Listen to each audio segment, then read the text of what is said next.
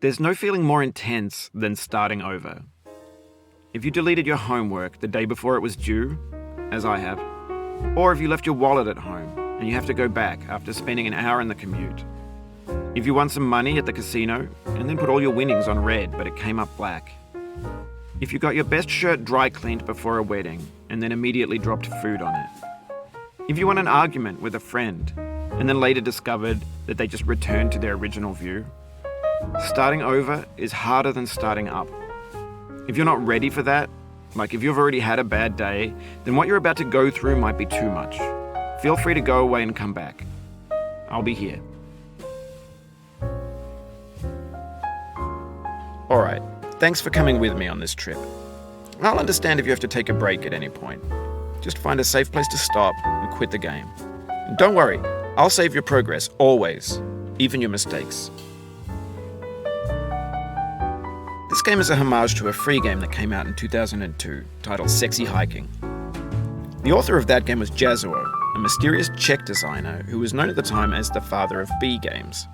And B games are rough assemblages of found objects. Designers slap them together very quickly and freely, and they're often too rough and unfriendly to gain much of a following. They're built more for the joy of building them than as polished products. In a certain way, Sexy Hiking is the perfect embodiment of a B game. It's built almost entirely out of found and recycled parts, and it's one of the most unusual and unfriendly games of its time. In it, your task is simply to drag yourself up a mountain with a hammer. And that act of climbing, in the digital world or in real life, has certain essential properties that give the game its flavor. No amount of forward progress is guaranteed. Some cliffs are too sheer or too slippery. And the player is constantly, unremittingly in danger of falling and losing everything. Anyway, when you start Sexy Hiking, you're standing next to this dead tree that blocks the way to the entire rest of the game.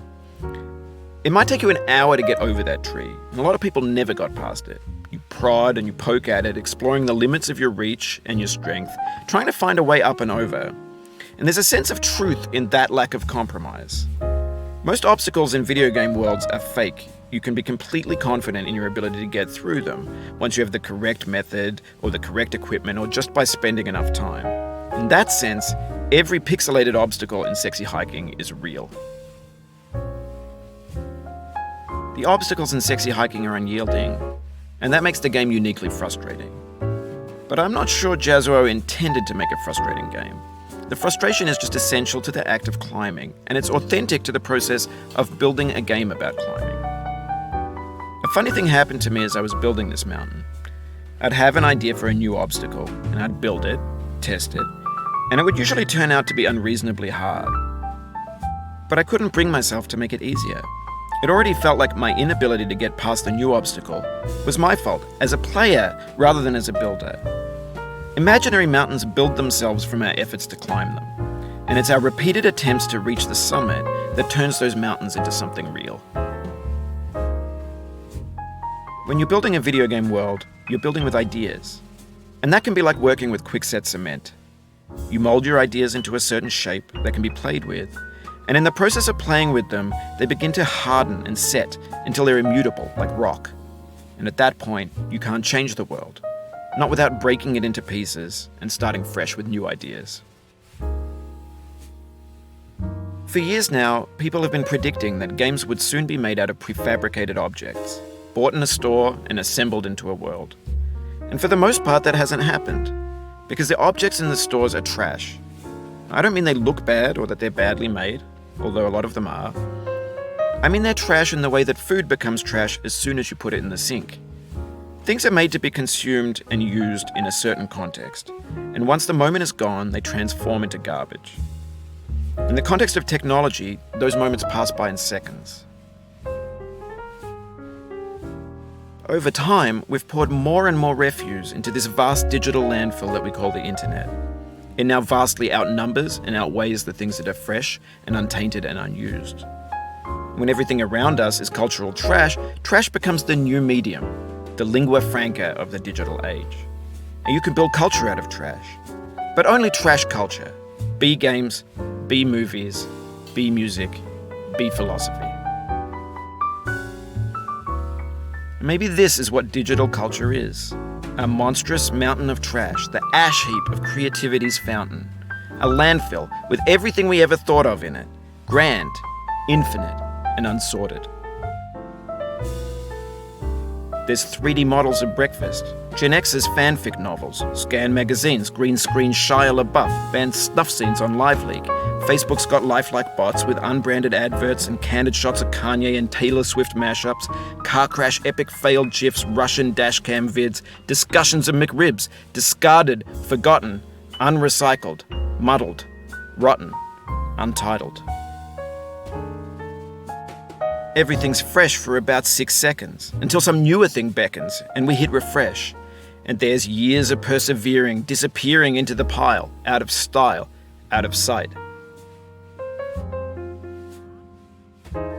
In this context, it's tempting to make friendly content that's gentle, that lets you churn through it but not earn it. Why make something demanding if it just gets piled up in the landfill, filed in with the bland things? When games were new, they wanted a lot from you. Daunting you, taunting you, resetting and delaying you. Players played stoically. Now everyone's turned off by that. They want to burn through it quickly, a quick fix for the fickle, some tricks for the clicks of the feckless. But that's not you, you're an acrobat. You could swallow a baseball bat. Now I know, most likely you're watching this on YouTube or Twitch, while some dude with 10 million views does it for you, like a baby bird being fed chewed up food. That's culture too. But on the off chance that you're playing this, what I'm saying is, trash is disposable, but maybe it doesn't have to be approachable. What's the feeling like? Are you stressed? I guess you don't hate it if you got this far, feeling frustrated. It's underrated. An orange is sweet, juicy fruit locked inside a bitter peel. That's not how I feel about a challenge. I only want the bitterness. It's coffee, it's grapefruit, it's licorice. It feels like we're closer now, composer and climber, designer and user. You could have refused, but you didn't. There was something in you that was hidden, that chose to continue. It means a lot to me that you've come this far, endured this much. Every wisecrack, every insensitivity, every setback you've forgiven me is a kingly gift that you've given me. We have the same taste, you and I.